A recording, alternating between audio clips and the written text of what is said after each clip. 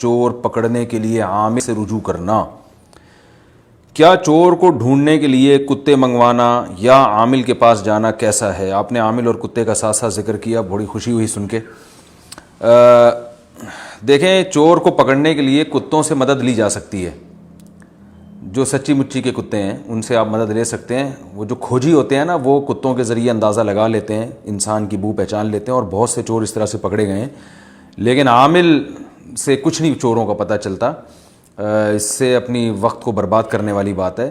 اور عامل اگر غیب کی باتیں کرنا شروع کر دے تو وہ پھر علم غیب کا دعوے میں بھی آ جائے گا. اور رسول اللہ صلی اللہ علیہ وسلم نے فرمایا کہ 40 دن تک نماز قبول نہیں ہوتی جو کسی نجومی یا کاہن کے پاس جائے. تو ظاہر غیب کی خبر پوچھنے کے لیے جائے گا نا. تو جو کھوجی ہوتے ہیں نا، کھوجی گاؤں دیہاتوں میں ہوتے ہیں، وہ ٹاپ دیکھ کر، قدموں کی آواز دیکھ کر قدموں کی جو نشانات ہیں اور اس طرح سے، یا کتے جو ہیں انسان کی بو سے اندازہ لگا لیتے ہیں. لیکن عاملوں سے کوئی فائدہ نہیں ہوگا، اپنے ٹائم ویسٹنگ والی بات ہے، اور عقیدے اور نظریات بھی خراب ہو جائیں گے اس سے آپ کے. عاملوں کو پکڑوایا کریں کتوں کے ذریعے، یہ بہت ضروری ہے.